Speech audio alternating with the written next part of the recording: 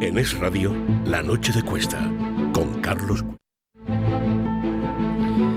Bueno, pues vamos con tema económico, si es que a esto se le puede llamar tema económico, porque ya parece una especie de esquema de extorsión perfectamente organizado y calculado. Yo les leo algunos de los titulares. La rebelión ciudadana contra los abusos de Hacienda, frases textuales: es implacable con el contribuyente, ya les digo yo que sí, cuanto más débil, más lo es. Este es el sistema fiscal que tenemos. La inflación, que pone en jaque al gobierno por intentar congraciarse con más de 14 millones de personas. No sé con quién se estará congraciando.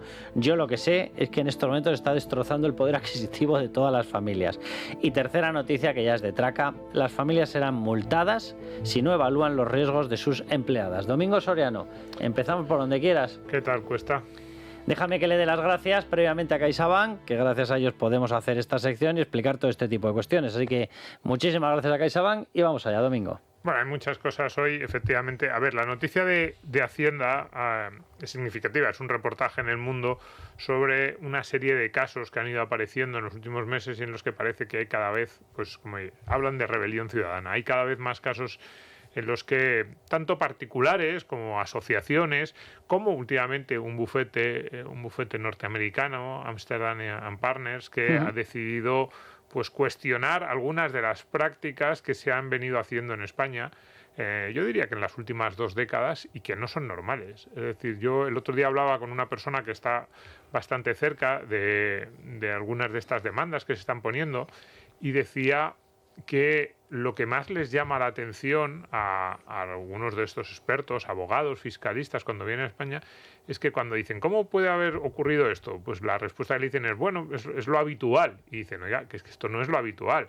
Y no vienen de países que sean especialmente, no sé cómo decirlo, tolerantes o comprensivos. Es decir, la agencia fiscal americana es, no sé, es bastante temida. De hecho, las películas de Hollywood, por ejemplo, es un clásico que ves a gente que a lo mejor está cometiendo delitos más graves y, sin embargo, cuando le entra el pánico realmente es cuando le dicen que puede quedar bajo el paraguas o que puede estar bajo el foco de la Hacienda americana. Pues bien, lo que nos están diciendo muchos de esos expertos extranjeros que están llegando a España es: estáis tolerando cosas, quizás porque sea lo habitual, porque siempre habéis vivido así, que no son normales. Porque no tampoco siempre ha sido así. O sea, lo hemos ido aceptando gradualmente y esto es una auténtica barbaridad. Yo el otro día, hablando con mi despacho, que a mí también, yo he recibido desde que publiqué el libro, el segundo libro sobre Pedro Sánchez, iba a decir 18, pero ayer recibí la número 19, notificaciones fiscales.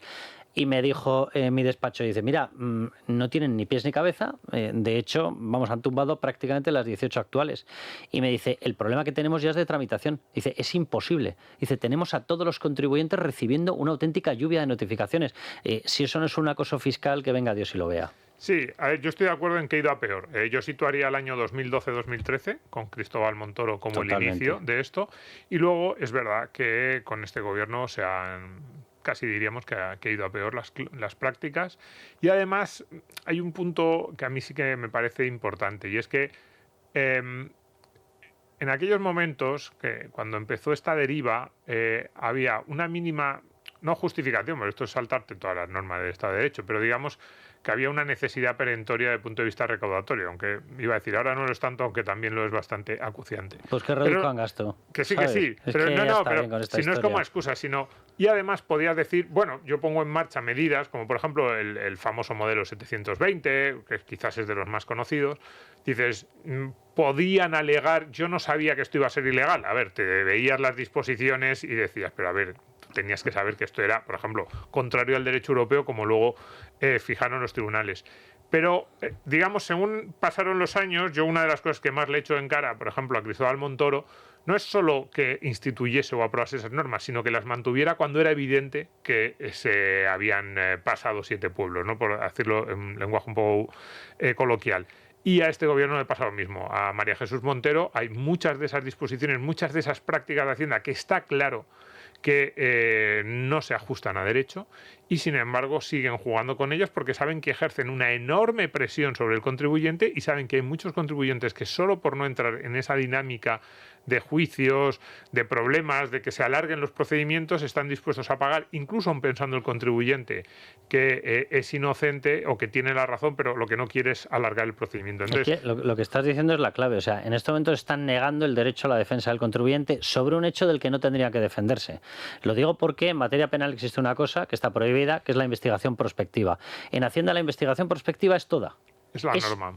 Es toda. Es decir, ellos te abren en canal, no ven nada y te dicen, no, mándeme todos los justificantes de esto. Dice, ¿pero de esto de qué? No, mándemelos todos. No, búsquelo usted. O sea, déjenme ya en paz. O sea, han llevado a una situación tal de colapso, yo porque me puedo pagar un despacho de abogados, pero habrá un montón de gente que no se lo pueda pagar y yo estoy convencido que están pagando y aceptando en conformidad las actas simplemente por no tener un problema mayor. Y eso significa la eliminación del derecho a la defensa sobre algo de lo que no tendrías ni que defenderte.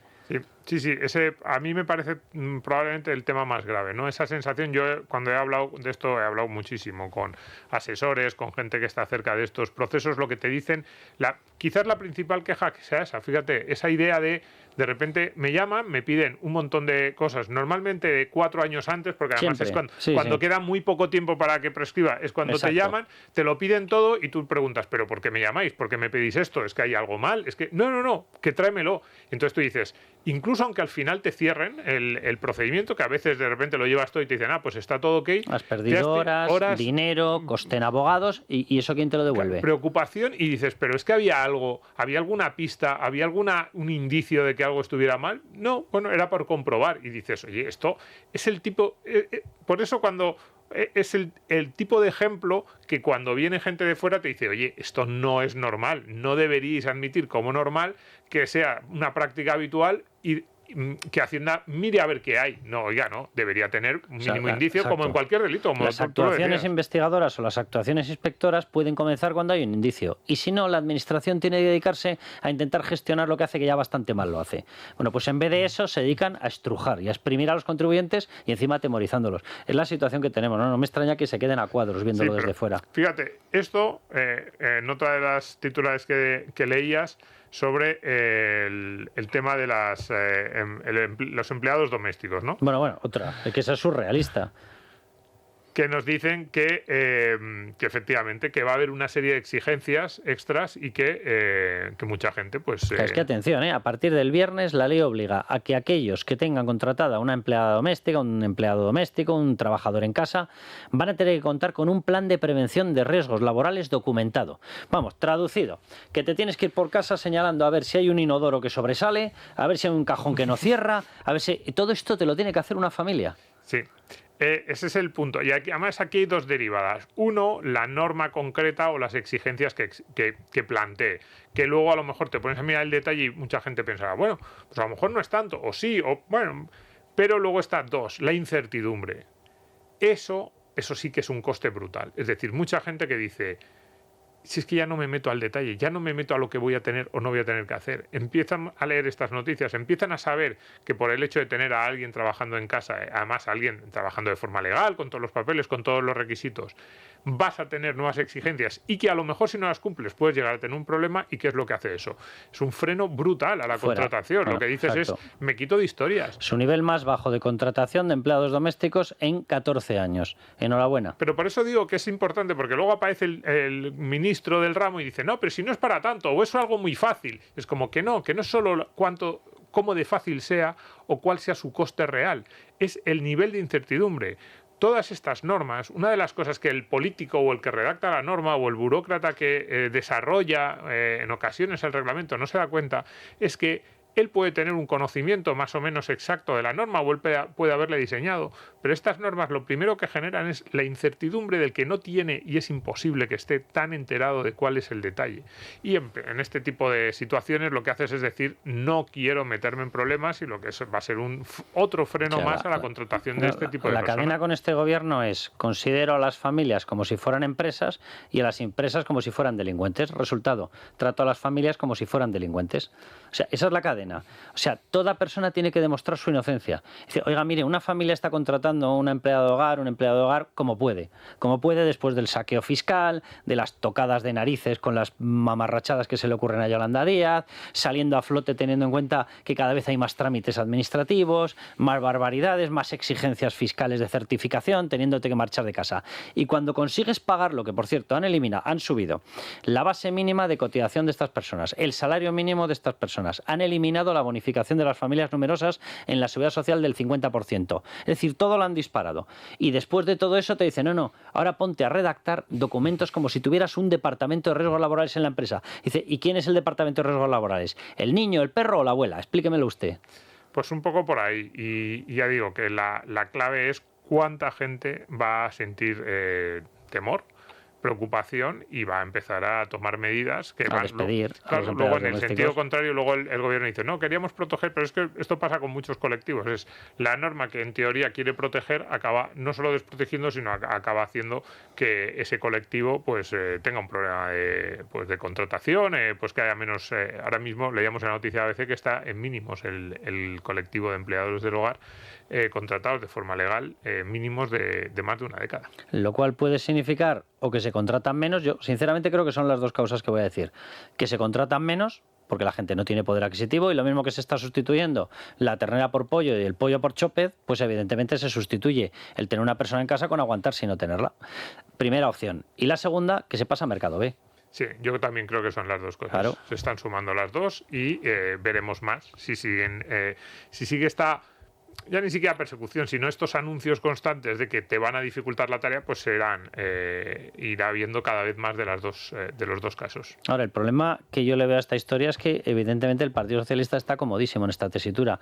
Persona que sale de una situación laboral, no se preocupen, para esto está el ingreso mínimo vital, yo soy tu sustento, yo tengo una paga para ti, yo tengo una subvención. Es decir, o sea, más allá de los números, que evidentemente en algún momento despertarán y se darán cuenta que no cuadran por ningún lado, de momento en lo que están pensando es en clave política. Y en clave política es una población que pasa a no depender de sí misma, no pasa a depender de empresas, sino que pasa a depender de papá Estado. La maravilla, el paraíso socialista. Sí, en general, casi todas las medidas que va aprobando Yolanda Díaz van en la misma dirección. Es esa medida en la que dices, voy a conseguir unos beneficiarios muy evidentes, muy claros, que probablemente son pocos, que son, pues, subes el salario mínimo interprofesional a aquel trabajador en concreto al que le sube el SMI, y unos perjudicados que son difusos, que son todos esos trabajadores que no consiguen contrato, que pasan de tener un contrato de 8 horas al día a un contrato de 6 horas al día, esos trabajadores que cobran un poquito más que el anterior salario mínimo interprofesional y que ahora cobran lo mismo, que se estrecha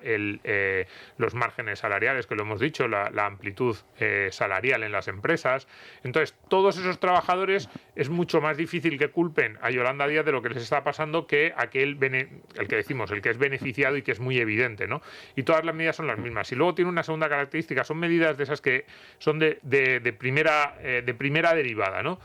Sale Yolanda Díaz y dice, esto es inaceptable, vamos a hacer que los trabajadores cobren más, que tengan más derechos, que haya más exigencias para el empleador. Y dices, como yo lo pongo en la ley, nadie puede negarse a esto. Y dices, no, que tú lo pongas en la ley quiere decir una cosa, que luego todos los demás agentes, tanto los trabajadores como los empresarios, actúen en función de esa ley, por ejemplo, no contratando, claro que también está ahí, pero de esa nunca se acuerdan. Esa segunda derivada, que es la reacción de todos los agentes económicos a las normas que les han puesto, casi nunca está encima de la mesa. Claro, a esto vamos a sumarle otro problema, también por la ineficacia de este gobierno. La inflación, lo decíamos antes, pone en jaque al gobierno por intentar congraciarse, decía la noticia, con más de 14 millones de personas. ¿A quién se refiere? A los distintos perceptores de algún tipo de pensión. Bueno, esta decisión que se adoptó en la época de José Luis Escrivá, cuando estaba él al frente del ministerio, resulta que en este momento está generando un agujero tremendo. ¿Por qué? Porque esa masa de 14 millones de personas sí han tenido una actualización, con lo cual han incrustado, han estructuralizado la inflación que paga todo el mundo. Resultado, la cesta básica de la compra, los productos más básicos, con elevaciones desde que está Pedro Sánchez de un 38%, subidas anuales de la inflación nuestras en torno a 3,2%, cuando resulta que la zona euro está en 2,1%, es decir, nos volvemos a despegar por completo. Sí, muchas derivadas negativas en eso. La inflación, como tú dices, por encima de la media de la zona euro, muy por encima de las principales economías de nuestros principales competidores. Francia está por debajo del 1%, Alemania en el 2%, Italia en el 1,3%, nosotros en el 3,2%, perdón. Eso va a suponer una pérdida de competitividad evidente para nuestras empresas. Y sí, a mí lo que más quizás me preocupe, que yo sé que aquí mucha gente pensaba, bueno, pero es que siempre estáis con lo mismo. El problema, o sea, una de las, fíjate, hablábamos antes de Montoro, pues una de las cosas buenas que se hicieron en ese primer año 2012, que hubo que tomar medidas muy apretados, pues en aquel momento por la prima de riesgo y Bruselas nos exigió reformas, hubo 6 meses de reformas en España, pocas y algunas malas, como la del sistema fiscal, pero hubo algunas otras que fueron razonables, la del mercado de trabajo y una de esas poco sexy para el público, incluso por el nombre, fue la de la desindexación de la economía española. La economía española tenía unos problemas muy graves, esto venía en los años 80 y 90, ya ocurría, que era en el momento en que subían un poco los precios, la inflación, había muchísimos indicadores que estaban asociados a la inflación que también subías y entonces tenías lo que llaman los expertos los efectos de segunda vuelta. Y es que como han subido mucho los precios, tienen que subir muchas otras, pues desde las rentas de los pisos hasta los salarios, las pensiones, por supuesto, y entonces al año siguiente vuelven a subir los precios porque te han subido todas esas rentas y todos esos indicadores. Entonces, ¿qué es lo que hizo el gobierno? Desindexó, es decir, dijo, bueno, vamos a intentar que no todo suba de forma automática con la inflación. Una de las cosas que ha vuelto a tener que ha vuelto a traer este gobierno es esa derivada, y entonces ¿qué ocurre? Que nos cuesta más muchos procesos desinflacionarios romperlos. Entonces, efectivamente, desde hace 4 años ya, desde comienzos de 2022, casi ya 4 años, los precios en España han estado subiendo bastante, el acumulado, que es muy importante, es muy muy relevante, y desde luego los salarios y las rentas, quizás con la excepción de los pensionistas, no han subido al mismo ritmo, y efectivamente eso tiene una serie de derivadas, y en este caso lo que destaca nuestra compañera Beatriz García en Libre Mercado es que desde el punto de vista del gasto público, esos compromisos del gobierno van a hacer que para el año que viene cumplir con las cifras de déficit y contener un poco un déficit que sigue estando muy muy elevado, especialmente si lo vemos en un contexto de teórico crecimiento económico, pues va a ser muy complicado. Así que sí, en ese sentido es relativamente preocupante ese dato, y desde luego para la competitividad de las empresas españolas no le va a hacer ningún bien. Claro que el señor de los muros lo que hizo con esto fue fraccionar la población en 2 capas. Una que sufría menos los efectos de la inflación, digo menos porque en el fondo lo acaba pagando todo el mundo, y otra que lo sufría de una forma mucho más descarnada. ¿Quién lo sufría menos? En teoría, los pensionistas. ¿Quién lo sufría de forma más descarnada? La gente que está en activo, que está trabajando, que tiene familias y demás, que se recibían el doble golpe. ¿Por qué digo el doble? Por lo que tú estabas diciendo, Domingo. O sea, ahí no solamente es que incrustas la inflación, es que encima le metes una factura de gasto al Estado que se tiene que pagar. ¿Cómo? Con impuestos. ¿Quién paga los impuestos? ¿Lo pagan los trabajadores? Obvio. ¿Lo pagan los pensionistas? También. Por tanto, aquella decisión de fraccionar la sociedad en 2, vosotros lo vais a sufrir menos, que no era sufrir menos, era no os preocupéis que lo vais a pagar impuestos. Pero como no os vais a dar cuenta, os fastidio a los dos, pero doy la apariencia de que os compro el voto. Y al final la decisión ha sido una auténtica barbaridad. Sí, esto ahora lo vemos, por ejemplo, las noticias más llamativas de los últimos días son con los huevos, que además luego cada uno de los productos tiene sus derivadas, ¿no? Hay una parte que es general y hay otra, pues ahora los huevos, que si la gripe aviar. Pero la realidad es que, efectivamente, los salarios en España, esto lo decimos prácticamente todas las semanas, pero es que es evidente, los salarios en España no acompañan la subida del coste de la vida. Y especialmente, lo decías tú antes, en la cesta de la compra básica, lo que tiene unas implicaciones especialmente graves para los hogares de ingresos medios y medios bajos. Es que fíjate, Domingo, si extendemos la explicación es surrealista, porque dices, vale, ¿qué era lo que espoleaba la inflación principalmente? A partir del ataque de Rusia a Ucrania, en la crisis energética. Necesitábamos más energía, vale, muy bien. En vez de solucionar el problema energético, que de hecho lo han empeorado con un sistema mucho más inestable, ¿qué hicieron? Hacer este tipo de medidas barra dádiva. Yo hago como que te doy, que luego te lo voy a quitar en impuestos. Y a las familias se lo voy a quitar en precios y en impuestos. Y dices, ¿y no hubiese sido más sencillo arreglar el problema energético? No, paren el carro. Si no es que no lo arreglaran. Es que decretaron la muerte de las centrales nucleares para que tuviéramos menos suministro, menos oferta y menos estabilidad. Dices, pero ¿pueden hacer algo bien? Digo, para variar. Sí, hoy hay muchas noticias sobre el tema eléctrico. Las eléctricas dicen nos vamos a quedar llenos de energía y con la factura por las nubes. La reducción de emisiones se estanca y se complica el objetivo de 2030. Fíjate, ni siquiera se están consiguiendo los objetivos pretendidos con algunas de esas medidas que van a encarecer la factura, que es reducir las emisiones. Claro, como has tenido que dar la vuelta en el año 2025 a algunos de esos planes porque te ha dado miedo después del apagón, tienes ahí complicaciones. La banca considera irrentable, una noticia del Mundo, un comentario en el Mundo de nuestro compañero Carlos Segovia. La banca considera irrentable invertir en la saturada red eléctrica de España y ve en peligro el objetivo de electrificación del gobierno. Porque claro, en un escenario de tanta incertidumbre jurídica como la que plantea este gobierno, lo que están haciendo las empresas, y con cierta lógica, es decirle, me tienes que asegurar una remuneración muy elevada. Que yo creo que alguien que lea las noticias dirá, oye, pero estáis pidiendo unas tasas muy, muy altas. Y claro, las empresas dicen, oiga, que si no me lo das, me voy a otro sitio, yo tengo muchas alternativas. Entonces, tú a las empresas les puedes ofrecer un terreno de juego más o menos neutral y les dices, competid en ese terreno de juego neutral, y entonces las empresas, ¿qué harán? Pues más o menos, pues como hacen con cualquier inversión, verán, oye, qué rentabilidad puedo sacar, cuál no, cuáles son los objetivos, cuáles son la situación del mercado y del sector.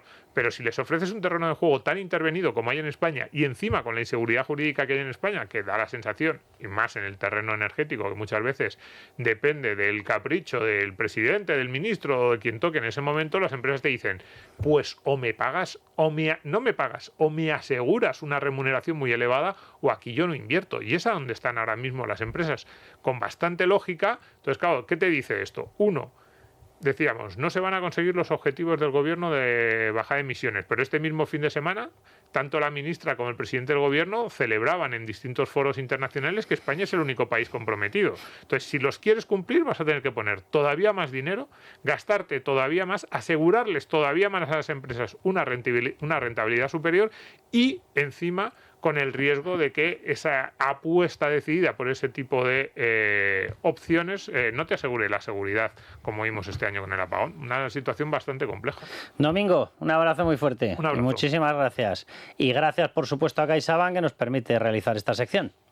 Hoy miles de personas ya se imaginan en su nueva casa. Y en CaixaBank estamos a su lado y al tuyo con la financiación que necesitas, simplificando la búsqueda de tu hogar a través del nuevo portal inmobiliario Facilité a Casa. Porque queremos acompañarte día a día. CaixaBank, tú y yo, nosotros. Infórmate en caixabank.es. Pues nada, que hemos llegado al final del programa. Yo, escuchándole a Domingo, estaba pensando, mira, si cogemos toda la gente que está saliendo de la cloaca y los ponemos a pedalear, nos sale una fuente de energía brutal. O sea, yo no sé el número de kilovatios que podríamos generar. Dios bendito lo que está saliendo de ahí. Miren, se lo resumo de una forma muy sencilla. No es que tengamos una cloaca, es que con el Partido Socialista vivimos encima de una cloaca. Literalmente, literalmente. Bueno, mañana les esperamos a todos. Ya saben, viva España y viva la libertad.